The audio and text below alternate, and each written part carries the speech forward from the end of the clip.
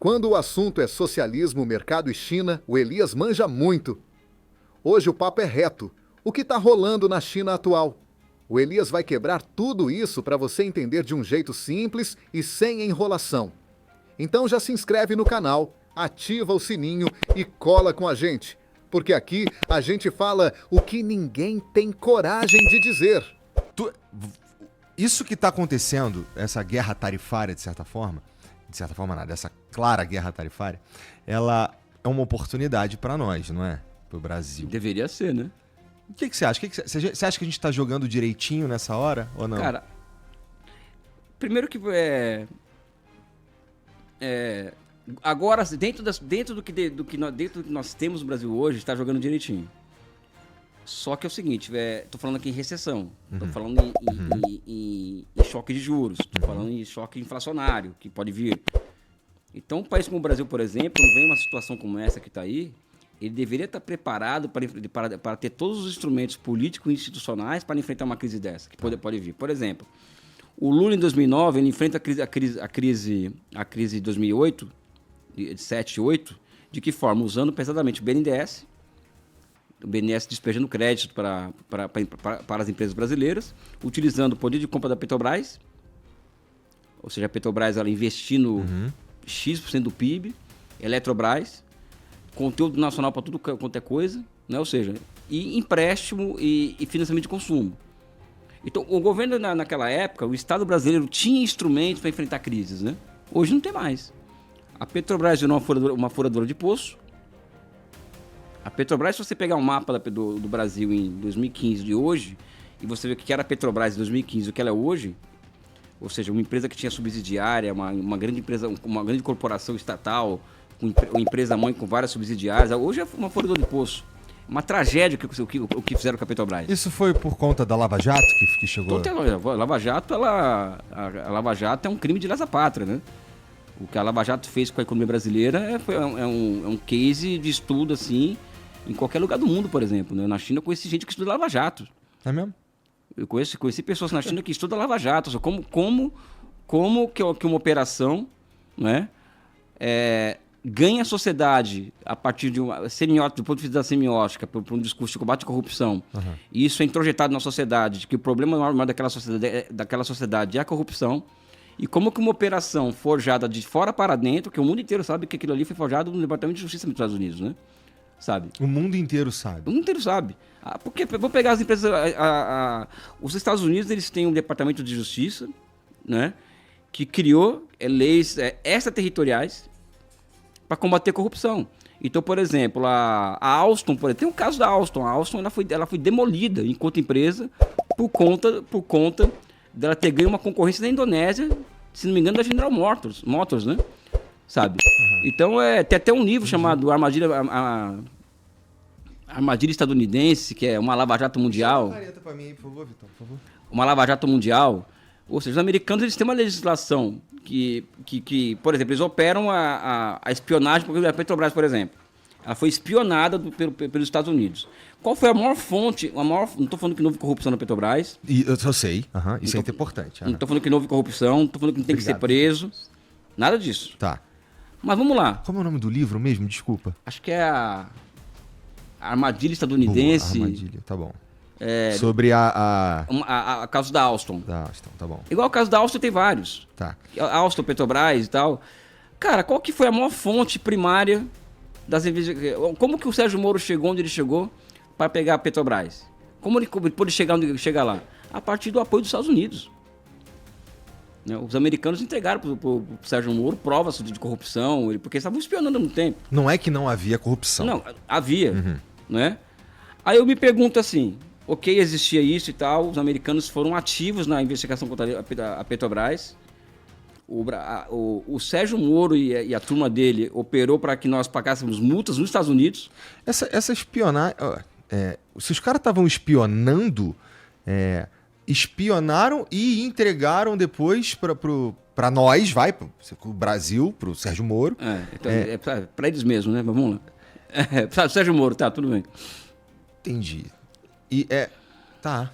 É porque assim, eu fico pensando, porra, como é que tu me espiona, mané? E eu fico em paz com isso. Não, aí o que acontece, cara? Aí eu faço a seguinte pergunta: o Sérgio Moro é um cara legal? Tudo bem legal. Vamos pegar Estados Unidos, vamos pegar um juiz de primeira instância. Porque o capitalismo,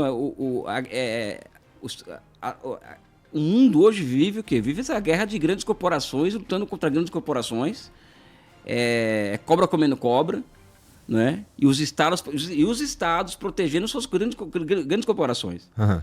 E ninguém vai me convencer, depois de 30 anos de universidade, que a Google é mais limpinha que a Petrobras, que a Amazon é mais limpinha que a Odebrecht. Ninguém vai me convencer disso. Não estou defendendo corrupção, né?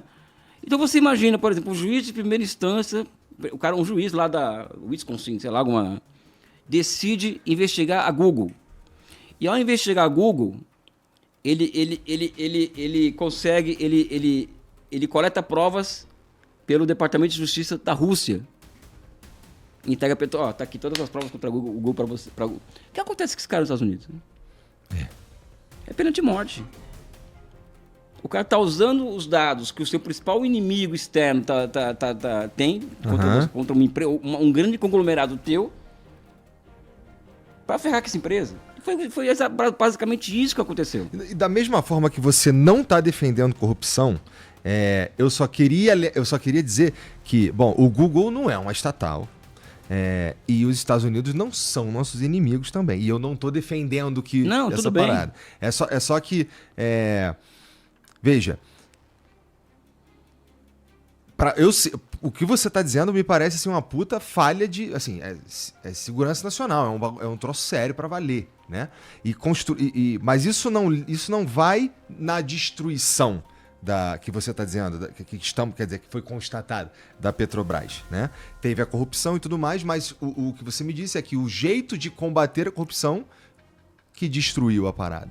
Com né? certeza. Então, e isso ainda é influência dos americanos ou a gente que fez do jeito errado? As duas coisas. As duas coisas. Isso aí não... Onde que Sérgio Moro, Dallagnol, essa turma de Curitiba passou muito tempo da vida deles? Estados Unidos. Sabe? Acordos da Polícia Federal, por exemplo, de cooperação com os Estados Unidos, ou seja, é tudo isso. Uhum. Elias, teoria da conspiração? Não, é porque a conspiração é uma forma de fazer política também, sabe? É fato isso aí, é fato isso. Porque é o mesmo esquema que se reproduz no mundo inteiro, né? Entendi. A Google, por exemplo, não é uma empresa estatal, mas na hora em que os americanos têm que, quando eles operam fora dos Estados Unidos, o Estado americano, a Google é como se fosse uma empresa estatal. A Amazon, vamos pegar aqui o caso da Amazon. Eu sempre dou esse exemplo, né? Se nós juntarmos aqui uma grana, aqui, todo mundo, alguns bilhões de dólares, chega lá, vamos comprar a Amazon.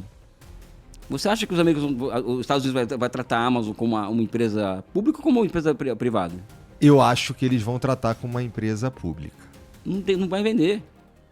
Aqui não entra. Aqui não entra. Então essa ilusão de que foi necessário o combate a fazer tudo aqui, não foi. Prende o CNPJ, o CPF dos caras que roubaram, mas mantém o CNPJ funcionando. A Alemanha fez isso. A Alemanha fez isso na época dela.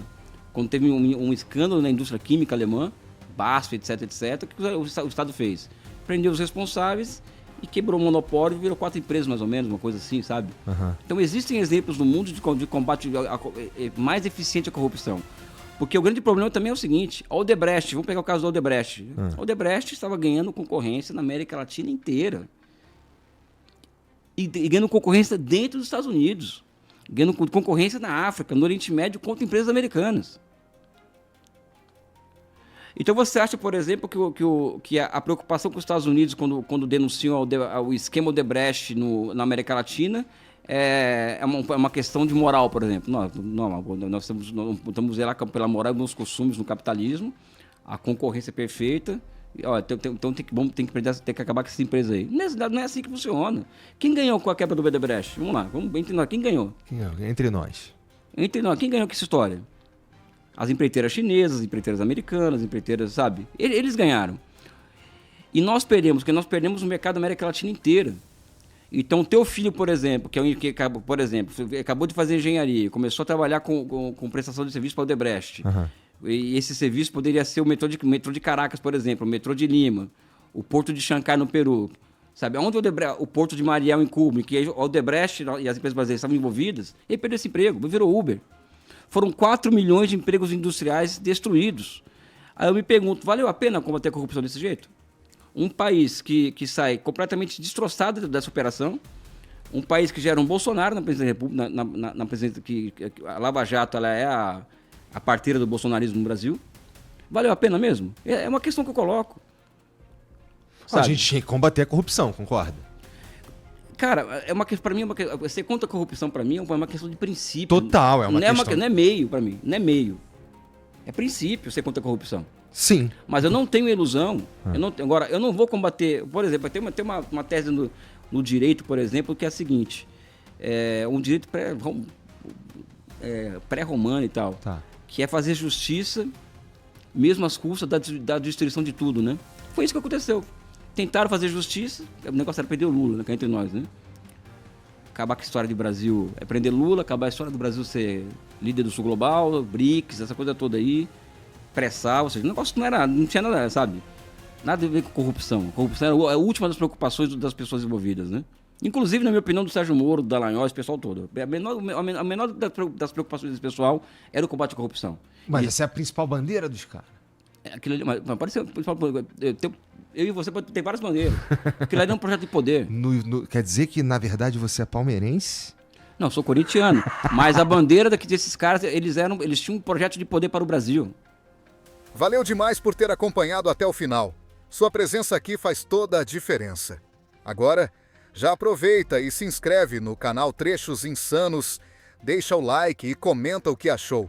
E no link aqui embaixo tem um canal oficial que você não pode deixar de conferir. Vai lá e se inscreve. E não para por aqui, tem muito mais conteúdo incrível nas nossas playlists com convidados especiais. Dá uma olhada nos outros vídeos que tem muita coisa legal.